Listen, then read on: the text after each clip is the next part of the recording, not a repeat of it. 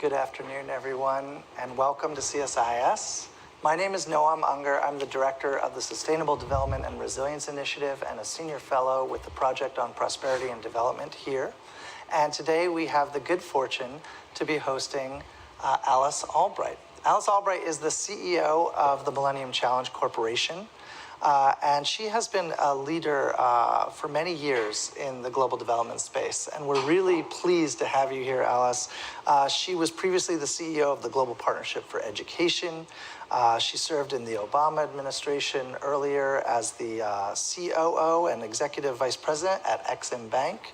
And also held leadership roles with Gavi, the Global Alliance for Vaccines and Immunizations, and has worked for years in banking as well. So we're really pleased to have you, Alice, and it's wonderful to have you here, especially since this is for you an extended season in many ways of recognizing and celebrating 20 years of the Millennium Challenge Corporation.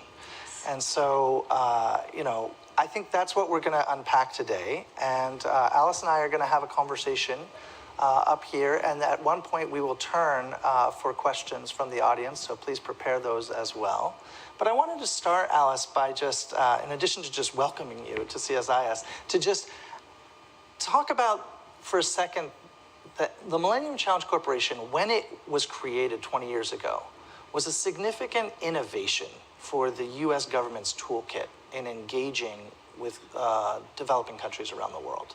And that was 20 years ago. So please talk about some of the sort of outcomes of that, the real benefits that you can speak to in your role. And also, what does the next 20 years look like from where you sit? Well, Noam, thank you. And it's wonderful to be here with all of you. I think we were to be doing this, a week or two ago, but I think on that day I was coughing so hard I couldn't speak. So well, we're happy you're healthy. Very grateful for your patience in letting me reschedule. And please also say hi to Dan for me. I was going to thank him for the wonderful book that he wrote and let him know that I used to listen to it running, which I did. Yeah, it made me run faster. It made you run faster? Yes, it did. Well, I'll make sure to share that. The American imperative makes you a faster runner. No, well, from very slow to maybe not quite so slow. But anyway, thank you for the question. So MCC, we are celebrating our 20th birthday, so we're very excited about that. And MCC was created 20 years ago by President Bush to be a new approach to international development. And the core idea was that economic growth, if we were going to be successful at it, would have to be done with countries that are on the right path. And the right path meant being democracies, investing in their people, trying to fight corruption, trying to run their economies well. And so we developed a very highly fine-tuned process to be very selective around what that meant.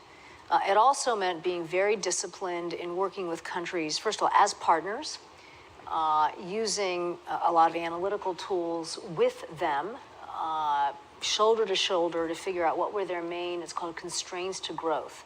And so we start with countries now on what we call a constraints to growth study, and it is what it sounds like. We also have grant financing, which is unusual in the development landscape. And we're able to deploy that grant financing, to invest that grant financing in helping a country overcome its main constraint to growth. And all of the decisions that are made are very, very evidence-based. So if one just looks at all of our scorecards, which are on our internet site, and you sort of start really studying them, just that alone will tell you how evidence-based we are. So it's selective, it's country-driven, it's evidence-based, and it's very finely focused on this question of economic growth. And so at the time, it was really a different kind of development tool alongside of the other development tools in the U.S. government's toolkit. So we've been sort of honing that ever since. We've now invested $17 billion in 47 countries, in 79 programs across multiple sectors. And with all of that, we are going to be helping, at the moment, 400 million people across the globe get some improvement and greater access to opportunities in some way or another. So I think it's fair to say, thus far, thanks to all the wonderful people involved, that we are no longer proof of concept, we are a thing. And now getting on to really our second stage. So this gets to the second part of your question, which is what does the next 20 years look like?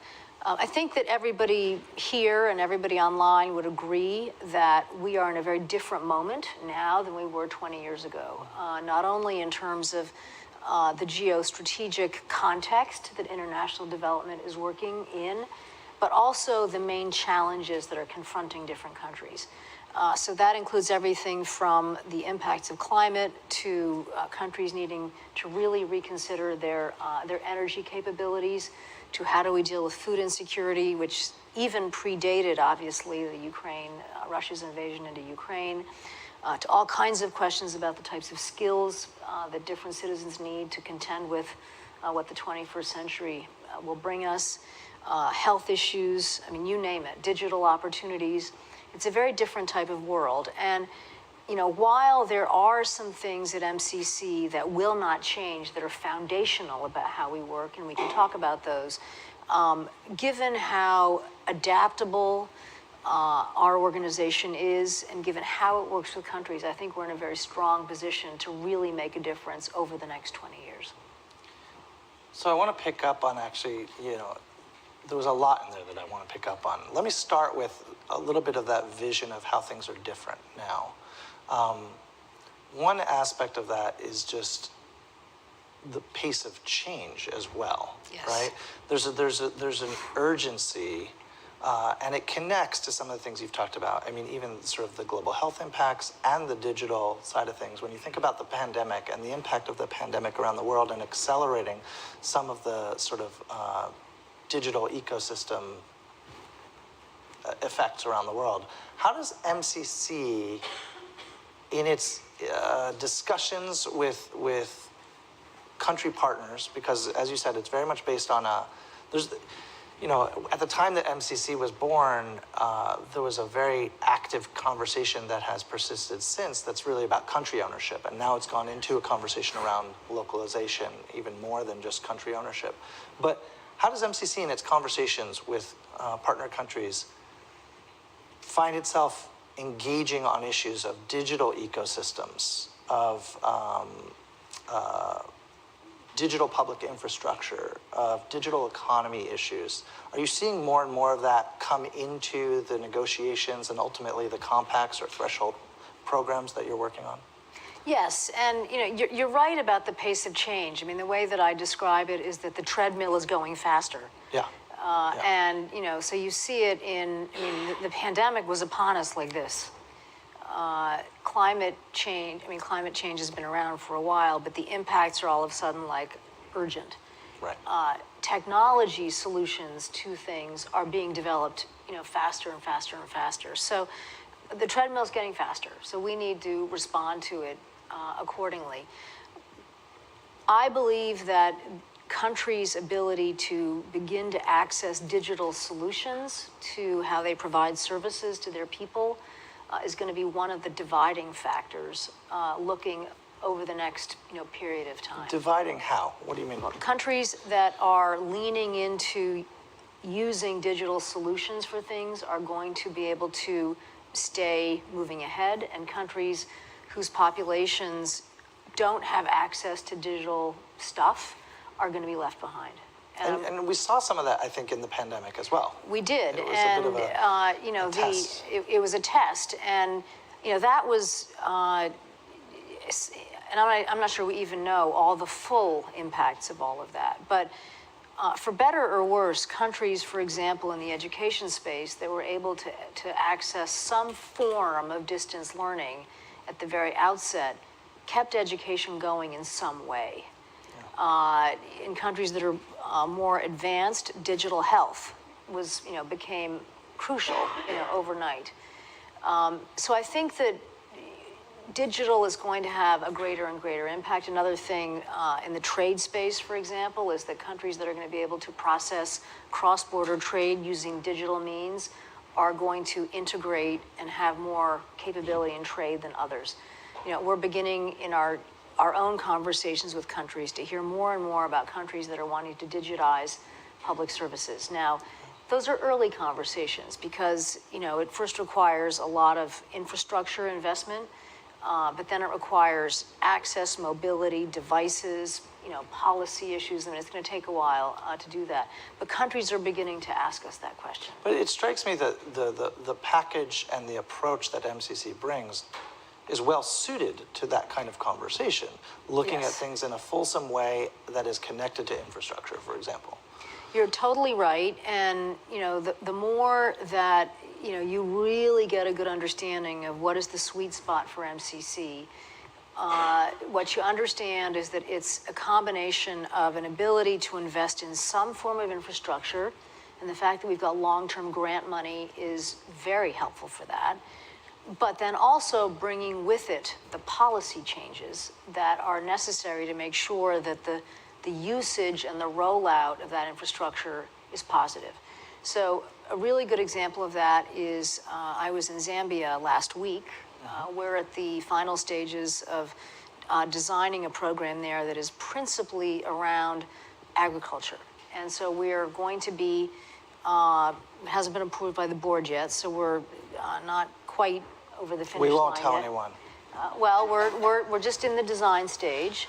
But we are working on, first of all, some road infrastructure to try and create literally access and reach to parts of the country that aren't able to get goods to market. So that's an infrastructure investment. But then there are also a number of aspects of how the financial markets and the regulatory environment around agriculture in Zambia needs to be reformed in various ways in order to enhance the ability of the further rural parts of the country to have better access to agricultural opportunities and to scale up their farms and to go from subsistence level farming up to commercial scale agriculture. So you could see that kind of ability to invest in infrastructure and policy changes together, thought about together, could apply to digital. Yeah, so that's, I could definitely see it. And I actually think in the Zambia example, you also, Zambia, like many countries across the global south, is experiencing very direct impacts of climate change that are affecting food security, agriculture issues, water issues, you name it. And the representative of Zambia, I believe, was representing a broader group of African countries at the most recent COP in Dubai. And when asked about it, or I'm not sure if it was asked or unprompted, he was talking about adaptation and was saying, this is a life or death issue for us. How much is that sort of coming into or reflected in conversations that the MCC is having with partner countries as you're sort of going about either, I guess, crafting a threshold or a compact or adjusting it? Because it's not just a question of setting the course, it's also a question of working with them as partners as you go.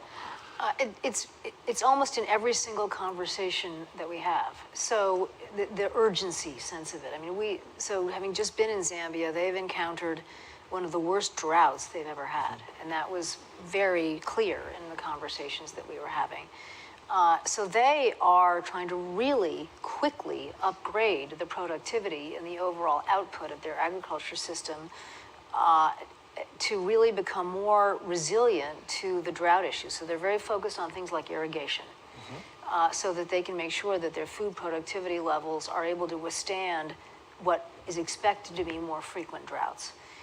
So that's a life or death issue, for sure. But there's a lot of other parts of the U.S. government, USAID in particular, who are focused on the sort of humanitarian aspects of it. Our entry point is on how do you improve the systems part of it. So it's very complementary with USAID. Another, life or death example is in Mozambique. We signed, let me get my dates straight, last September, a $500 million program in Mozambique, where a big chunk of it is going to be rebuilding a bridge that is going to get washed out if we don't, that it really connects the southern part of the country with the northern part of the country. So it's a market access, a trade, it's an everything social access. issue, It's market, it's social, it's connectivity, it's education, it's health, it's getting places. And when that bridge goes, and it will because the water's rising and Mozambique is very vulnerable to flooding and cyclones and things, people will have to drive to Malawi in order to get up to the northern part of the country. And it's in and around Zambezia, which is one of the poorest provinces in Mozambique. So that's a life or death issue for the people who live there. It's a wherewithal, an income, it's a livelihoods type of issue. Another topic that we come across frequently is energy. And we're also working on a program in Sierra Leone where we're going to be upgrading the energy grid there a lot. And there are parts of that country that are still very underreached in energy. And that's also a life or death issue for people who are operating hospitals and clinics, for example. I think, you were talking about the world changing and the world to come. I see these issues and many others causing the agenda to change as sort of countries across the global south are engaging with the powers that be in a period of geostrategic competition, and some of these issues are rising higher on the agenda in terms of economic growth, in terms of climate change, in terms of resilience.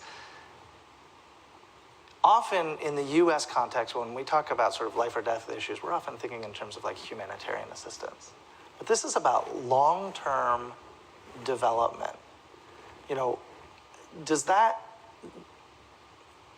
resonate? Is that getting lost in the conversation these days? I mean, we've got crises, and the foremost crises that are on people's minds from a foreign policy perspective are certainly like what's happening in Ukraine, what's happening in Gaza, not to mention things that people don't talk about in Sudan and elsewhere. But some of these issues are really a sort of slow burning crisis that if we don't address, we're not. Are you actually, MCC was built to deal with that, with the countries that are actually sort of, have better governance, but still need a lot of help. How is that being received from sort of political leaders that you encounter? Well, I mean, we do have a lot of immediate crises, and for sure, you mentioned a lot of them, and my heart goes out to everyone who's really trying their hardest to deal with those. And we have a lot of them on our plate at the moment. But at the same time, we do have these slow-burning crises, and if we don't deal with them, help countries in their own way deal with them, in one way or another, they are going to become immediate crises. And so if you think about COVID, for example, some people would argue that it was the vulnerability of health systems around the world that led to how quickly that spread. And if you think about, how the resilience of food availability systems, how that fares in face of climate, if we don't help countries contend with the impacts of climate on their food sources, it will become a humanitarian crisis. So we need to and can do both. MCC was designed 20 years ago to incorporate these elements, and it was very smart to do in terms of sort of data-driven, evidence-driven, in terms of selection criteria, in terms of good governance. It was, there was a limit, there was a pool of candidate countries, and there always has been, right, that are eligible to even be considered, right? And then they have to pass all of these sort of tests, to meet eligibility for, let's say, a compact investment. You have been, and MCC has been, trying to have conversations around changing that candidate pool. What is the rationale? Why do we now need potentially a different set of candidates to invest in through what the MCC provides? Well, it's a great question. First of all, for those who aren't totally tracking the details, we can work with sort of a two-filtered eligibility test. The first one is a country low income enough. And that is currently defined by low income and lower middle income using the World Bank categorizations. And then the second filter is that countries have to pass our scorecard. And that's where the questions of democracy, corruption, investing in people, and managing your economy properly. And arguably, that's the special sauce of the right. MCC. And it is the utter discipline around that process that is one of the real distinguishing features of the place, and we can talk about that. We have a bill in front of Congress, and we're making very good progress to try to add the lower range of the upper middle income countries to the list. So right now we can work in about 80, 81. This would add about another 30. Mm-hmm. And I brought one of my favorite little maps here to show you what that would add, okay? So it would add, another handful in Latin America and Central America, another handful in Eastern Europe, one or two, Thailand, another couple in the Pacific, and another handful in sub-Saharan Africa. And first of all, a number of these countries regions that I've just talked about, were eligible for MCC at the beginning. It's just that they've slightly graduated to above the line that has made them... they're now in what's considered upper middle income. However, there's a however, which is very important to understand. Just because a country might be a touch richer from a per capita income perspective, they still are experiencing poverty and a lot of the things we've just talked about, vulnerability to climate change, for example. And also, and this is something that I think has happened a lot over the past years, really serious rates of inequality. So it may be that the richer people in these countries are doing just fine, but the poorer people are really not doing just fine. And one of the things that's at the heart of how we work is that if economic growth is going to be successful, it has to be inclusive. So it has to include everybody and not leave anybody out. People who live in the rural areas, ethnic minorities, women, people who live in different places, everybody, if you're going to really harness the talent of a country. So that is what I would call the development rationale for adding the 30 countries. But it also, from a geostrategic perspective, would give us, as a member of the U.S. government, a way to work with regions where we're currently not working all that much. And this is where you see, the Latin and Central America, you see the Eastern Europe, and you see further investments in Asia. And, we've got, as a government, such a great set of tools. We should be looking to reach out and work with countries that are eligible in a variety of places. Because there are countering forces that are willing to work with those governments and offer them other sort of options on the development table. That's right. And what we have to offer is very sound. First of all, it's a grant. Second of all, it's premised on countries that are on the right path, being democracies, emphasizing good governance, and executing projects really well. So this is transparently, according to rules, working in a very collaborative manner. So our value proposition relative to what others is doing is very, very strong. And the more that you talk to countries about it, they want to work in that fashion. So there's a development logic, and there's also a geostrategic logic for us, which we cannot ignore. Should the MCC be bigger than it is? I ask this because I remember when the MCC was created. And the MCC, there was a vision for how big it would become. And by this, I mean budgetarily, right? And in many ways, it never grew into that. It sort of grew and developed a really sound methodology. And for any of the singular investments that it's making, by design, those investments are really significant investments in the countries where the MCC is actually engaging in an agreement, right? But if it's such a great tool, should it be bigger? Would there be challenges with growing bigger? Talk to me about that. Well, we can always do more with more. And, the sizes of the compacts can be looked at. If the legislation is passed, we can always do more with more. But the entry point needs to be selection and eligibility, and not at all losing sight of this sort of ultra focus on what is the constraint to growth, what are the projects that are going to enable a country to overcome those constraints to growth, We also have something I haven't mentioned so far, which is something called an economic rate of return, which is that every project has to demonstrate that the benefits outweigh the costs. So it's a good use of U.S. taxpayer dollars. So I would not say that the drive is big for big purposes. I think that the drive is for where does poverty exist? Can MCC make a difference working in those countries and in the way that we work? And the answer to that question is yes. Then we should continue to try to get the legislation approved. But we can't depart from what is our core business model.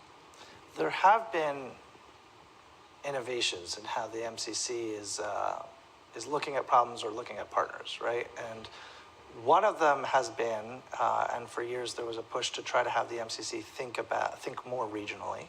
Yes. And another more recent one is also thinking in terms of urbanization and urban centers in some ways working with nations, but working in subnationally in terms of focus.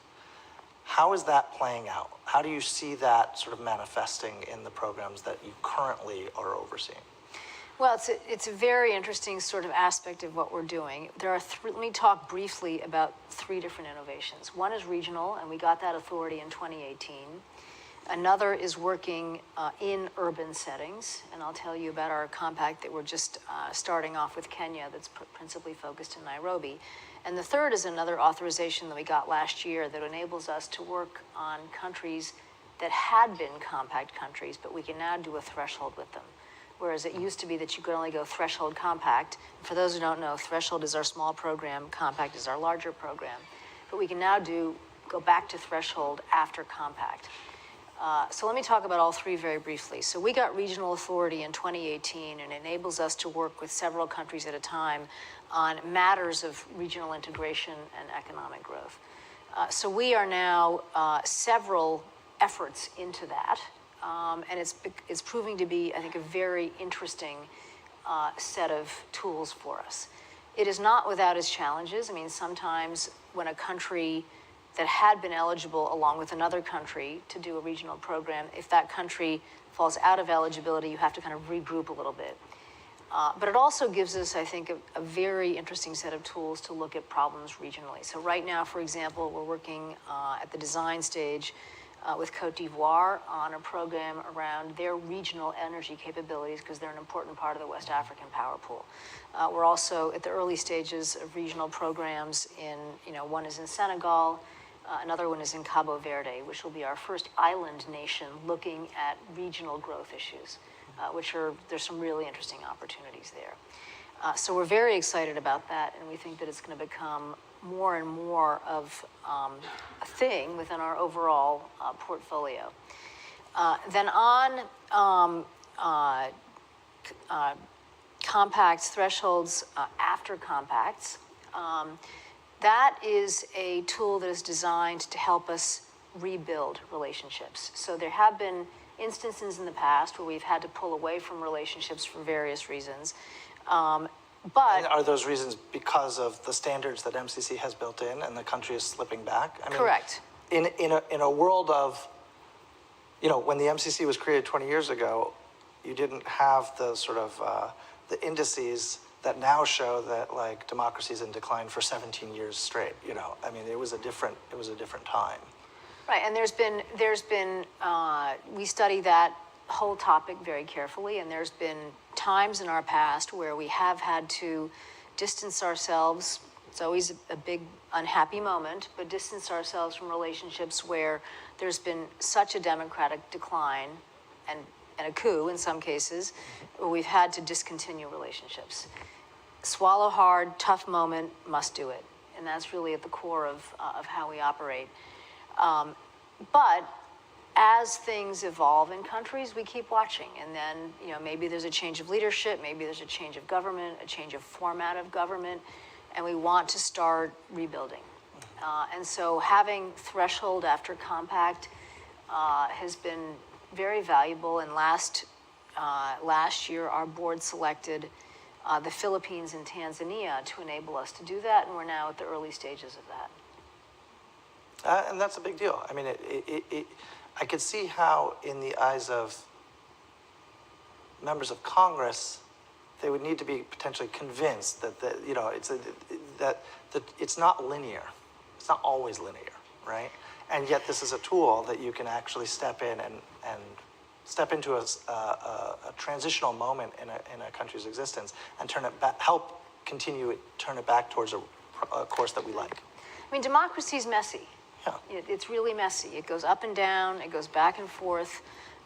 It is not a linear progression. And so what the threshold after compact enables us to do is to keep in touch with a country, watch and find out if there's a moment, if a country resumes a positive direction, if we can begin to engage, but begin to engage in a way that is right-sized for that moment.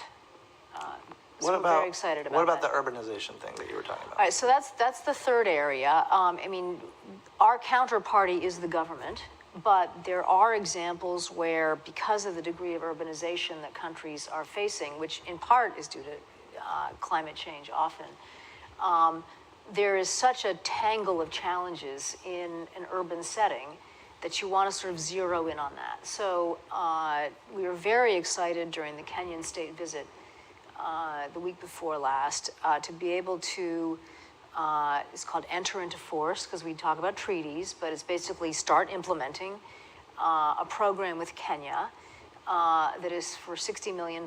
It's our largest threshold program that we've ever done. And so that's a big deal, because our threshold program, which is our smaller program, is typically in the $25, $30 million category. But in the case of Nairobi, they have faced increasing transportation issues due to the growth of population that lives in and around Nairobi. And it's because of how vibrant that city has become. If people can't get from A to B easily and safely in order to get to jobs and so forth, it becomes a problem. So together with the Kenyan government, we identified that as a challenge, and we are embarking on this program that will look at various issues around the transportation system in Nairobi, one of which includes a blended finance facility that may very well help the Kenyan government acquire buses that are powered by something that is more green friendly than what they're using now. There's also some safety issues, there's some planning issues. I mean, there's a number of different pieces to it.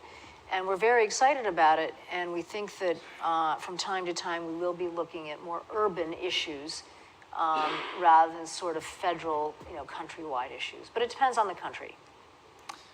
You mentioned that, we were talking about the nonlinear nature, or sometimes these tough conversations that happen. You spend a lot of time developing a program, or you're halfway through a 5-year program and there's a coup, or there's something that happens, right? So MCC gets money from Congress and from the taxpayers to carry out these programs. There have been instances where there have been rescissions, right? Where Congress is basically saying, well, we need to claw back this money. Mm-hmm. It strikes me that in some ways that's, you actually want the MCC to be able to hold on to that money and invest it differently, because presumably you have other options for how to use that money. How have you been navigating that? Because it's happened more than once, and it seems like a little bit of a liability for an agency that is investing in programs that take a long time to develop the project, and is committing to significant chunks of money, which is part of the benefit, right? That it is significant. But if it, for whatever reason, it doesn't go through or it falls apart, then there's a significant amount of money that's sitting there that is tantalizing for things like rescissions. Well, I think there's a couple of things that can be true at once. I mean, first of all, the fact that we are so clear-headed about our willingness to step away from things when there's been a decline in the democratic practice and environment in a country. The fact that we are so clear-headed about that is extremely powerful. And it enables us to, the word I like to use is unsqueamish. It enables us to have completely unsqueamish conversations with governments at the highest level of those governments about things that have happened. Because it's what's expected of you. It's part of the model. utterly expected, and everybody understands that. So the clarity of it is very, very beneficial. Luckily, those things don't happen very often. Congress does have the right to rescind. It's painful, it's difficult for us, but that's their right. So we get it. But what that does is it puts us in a position where we have to redouble our efforts to make up for that funding in subsequent budget conversations. So all those things can be true at once. Yeah, yeah. Well, let me take a moment. Thank you for answering all of my rapid fire questions. I want to take a moment and just open it up and see if folks have questions here in the audience. Do we have a microphone that we're going to be, yeah, we have a microphone that we're going to be bringing around. So let's start with this gentleman back here. And please introduce yourself. My name is Roger Kochetti, and my question is one aspect of the MCC which I've never fully understood, that you can expand on, is the political dimension. Obviously, the United States has relationships with countries, some of which are adversarial, some of which are friendly. You've got objective criteria, but how does the MCC relate to U.S. foreign policy, and does that lead the MCC to instances in which its conduct is running in a direction that's contrary to our political foreign policy, or the opposite? So that's kind of hazy, and I think it's something you undoubtedly live with, and I'm not sure how much you can say about it, but it would be helpful to understand the geopolitical dimension of MCC. Thank you. That's a great question. So first of all, we are supported heavily on a bipartisan basis and on a bicameral basis. And so we've got friends in both parties and in both houses, and that's very clear. We just had a wonderful tribute dinner to the agency to celebrate our 20th birthday with President Bush, Alice, and it was just a terrific event. We are a tool in the U.S. government's foreign policy toolkit that is specifically focused on international development. We look at our eligibility criteria on a very sort of disciplined basis. And the main, if you were to boil it down, one of the main eligibility crunch points is, are you a democracy? Are you trying to run your country well, your economy? Are you trying to fight corruption? And are you trying to invest in your people? And so it's rare, if not hard to imagine, that we would not want to, and I say this very humbly because I'm only I don't want to get out of my swim lane, but it's rare that we as a government would not want to be friends with a country that exhibited those characteristics. So usually we are aligned. And our board of directors is made up of the Secretary of State, the Secretary of the Treasury, the Administrator for USAID, the U.S. Trade Representative, myself, and some private sector members. And so that guidance usually gets us in the right place.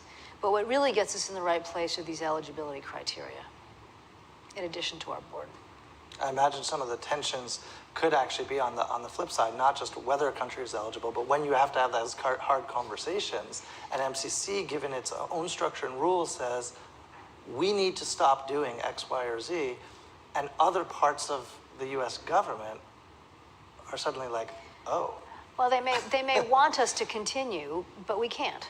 Right. Because we're a small agency. We've got deep bipartisan support.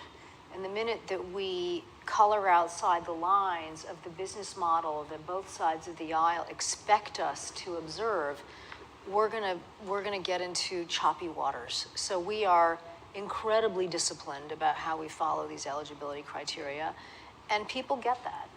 People get that. Let's take another question. This gentleman up here in the front. I see some other hands, I think, as well. I'm Bob Hershey. I'm a consultant. Could you tell us a bit more about your use of the internet? Use of the internet. Okay. Yes. Well, like a lot of organizations, we use it for all kinds of communications, publication. To let me point to a couple of very interesting things. First of all, we are utterly transparent. We've been named the most transparent bilateral aid agency in the world 7 years in a row. And that's because we publish M&E reporting on every single project that we do, the good, the bad, and the less good. And so that's a very important part of our ethos and our commitments to transparency. And the second thing, which is a slightly different usage of the internet, is that we publish all these scorecards. And so we do a scorecard on 81 countries every year. It's all based on third-party data. It studies all these policy issues that I've mentioned: democracy, corruption, investing in people, managing an economy. And countries study those scorecards with the aspiration of becoming eligible for MCC. So there's something that we call the MCC effect, where just by putting up a scorecard on an internet site, countries know, and also countries have to compete with each other depending on what income category they're on. Not on every indicator, but on a few of them, a number of them. So just publishing what the findings are on these scorecards has this incredibly powerful incentivizing effect. So a good example of that is Cote d'Ivoire, where, you know, a number of years ago, they were only passing 5 of these indicators. And then President Ouattara comes in and says, okay, well, we're going to adopt the MCC scorecard as our roadmap for reform. We're going to pass. And then several years later, they're passing enough to get a compact. And we've now invested hundreds of millions of dollars in Cote d'Ivoire. And there are a number of countries that have done that exact same thing. So it's another example of how transparency, data, publishing, getting stuff out there has a very powerful effect towards the goals we're trying to accomplish. Let's take this gentleman. Let's combine 2 questions here. This gentleman and the one maybe 2 rows back. Thank you, Madam.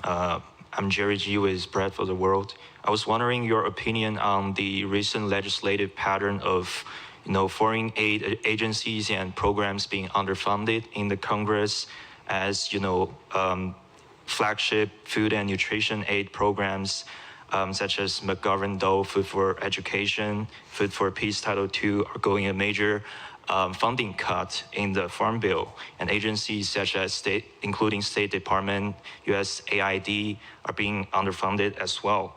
So do you have any observations or comments on this recent pattern of foreign aid programs and agencies being underfunded? I know you talked a little bit about appropriation side, and what would you predict the impact of this be like?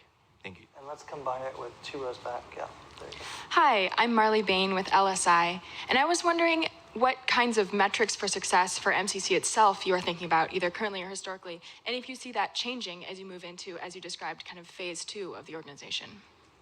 Great. So 2 great questions. 2 great questions. So on the question about overall foreign aid levels, it will be no surprise. I mean, we only spend roughly even less, 0.75% on overall foreign assistance, and that includes a lot of different types of organizations.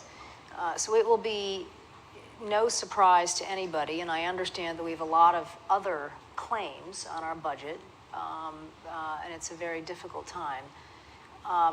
But it will be no surprise to anybody that I will always advocate for more foreign assistance funding. You can then get into conversations about, should the money go to this agency or that agency? All of them have a really important role to play. So I think that the U.S. should exhibit and has exhibited and should continue to exhibit, and the U.S. Congress, leadership in foreign assistance, because I think we have a lot to offer people in various different dimensions. So I would always advocate for robust spending in foreign assistance. On your question of metrics for ourselves, we are always studying, are we doing things on time? Are we keeping up with our promises on being transparent?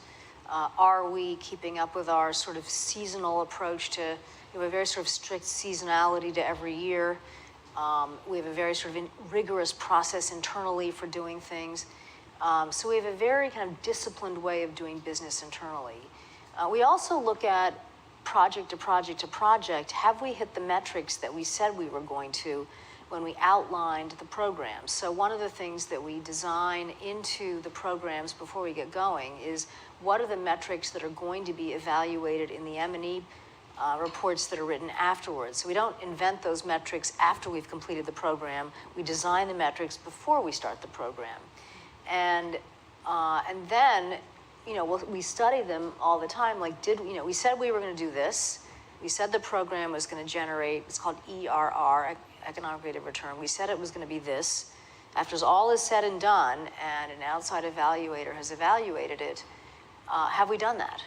And so that's really the proof in the pudding. Let's take a couple more over here. Hi, I'm Romina Bandura. I work here at CSIS with Noam, and I wanted to ask you about the staff and the skills of MCC, and how have staffing patterns changed in response to these demanding challenges in the world, and where do you see are the future skills for and knowledge for an international development worker? And let's combine that with the lady just in front. Yep. Hi, Courtney Roberts with Moonshot Global. It's a bit different, more like the previous questions, but I wondered if you could comment on the role of blended finance moving forward, the role of that in the strategy. I know it's just one of the many tools you have, but I'm curious where you see it growing or being able to maybe help the proposal to work with the middle income countries. Thank you. So staff and skilling and blended finance. Two great questions. We're a pretty lean agency. We have about 350 or so permanent staff, and they have all different kinds of skill sets, from policy and evaluation to the different deep expertise in the different sectors that we work in. We've got a terrific group of people who handle our congressional and public affairs work, and then a terrific group of people that handle a lot of our sort of finance, administration, HR. I think that, how is that all going to change? Because we try to aim for really consistently being mindful of adopting our business model and keeping our business, being very consistent about that, it doesn't change sort of overnight. And then the other thing is our programs, because often the compact work have such big infrastructure investments, those take a long time. So we aim for great expertise and consistency of staff because of the sort of long-term development nature of our work, and also wanting to be very consistently mindful of all of our eligibility requirements. I think an interesting question is if you think about what is the demand function of MCC? It really is the sum total of what the countries are asking us to do. And so, we're beginning to think about whether or not we need a bit more digital capability, for example. That's an example. We beef up a little bit here and there according to what the sort of frontier is doing and how it's changing. But we're not a sort of change organization in terms of the depth of the skill sets that we have, and in fact, people stay at MCC for a while. We just had a wonderful staff party in January to celebrate our actual 20th birthday, and 8 people have been with the agency since the beginning, and then there's a handful more that have been there like over 15 years because people really like. And it's not that big of an agency, so when you're saying these numbers, they're actually. And I know all 8. I mean, it's it's like you. Anyway, it's so that consistency is really suited us well. On your question of blended finance, it's interesting. I was just talking with one of our lead people on this literally an hour ago. So if you think about the billions to trillions agenda that was put in place at the Finance for Development conference now a number of years ago, and you compare that against the sort of budgets that are available sort of in public ODA, clearly we need private sector to come in and begin to invest more in the countries that we're working in. So blended finance, and I use the term in a very sort of broad way, I think is a critical area for a lot of development agencies to begin to really lean into for 2 reasons. It's not just needing more money, because we do need more money, But there are so many areas of our work, particularly given our mandate on economic growth, where getting the private sector involved is really critical to scale. If you think about agriculture and the aspiration for going from smallholder farmers who are farming, 1 and 2 hectares, to large-scale agriculture businesses, you really need the knowledge of the private sector to figure out how you scale like that. So we need blended finance, not for various reasons. It's something we've got a whole team that works on it. And we do some really interesting things with the capability that we have. But there are other agencies in the U.S. government that are also really designed to do this. So look at the DFC, for example. It's like, what their whole business model is. But it's a really important area and one that will continue to evolve and evolve.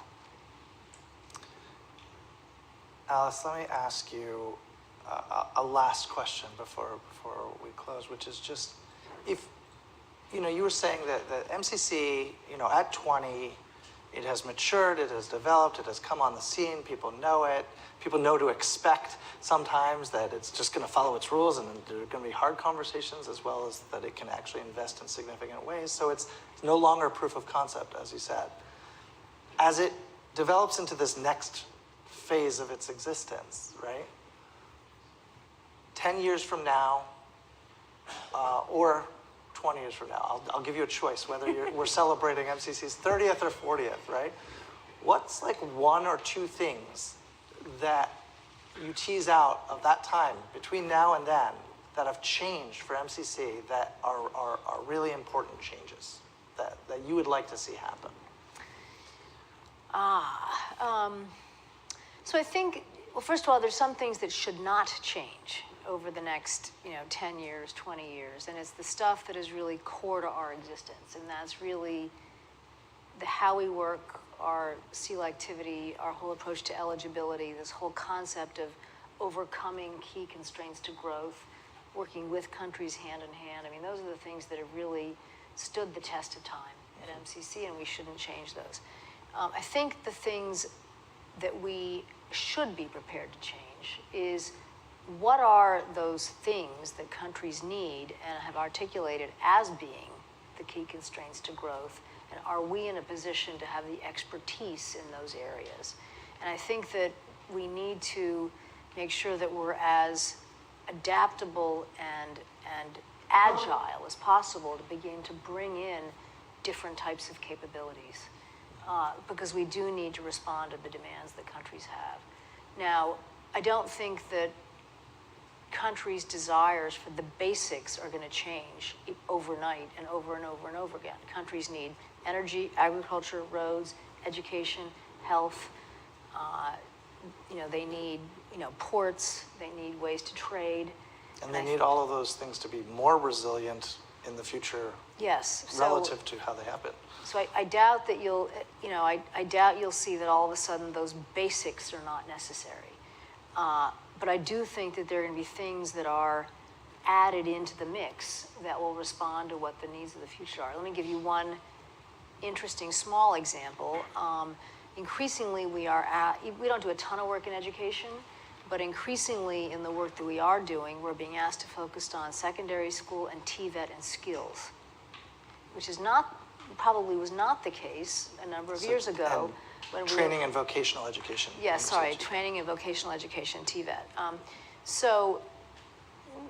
maybe a number of years ago, we were more focused on primary and secondary and lower secondary. So that begins to tell you, and another example is we're doing a wonderful program in Cote d'Ivoire right now called DigiFem, which is a partnership with Microsoft on giving digital literacy skills to women entrepreneurs. So that's an evolution. We're also focusing a lot on gender and social inclusion from the very beginning of our processes. So I would call it a gentle evolution as we continue to learn about what really makes a difference on this pathway and quest towards economic growth. Great. Well, please join me in thanking Millennium Challenge Corporation CEO Alice Albright. Thank you for coming and speaking with us. I know you're on a tight schedule and have to get out of here, but thank you. Thank you. Thank you so much. You all are dear friends, and it's wonderful to be here. Thank you. Thank you.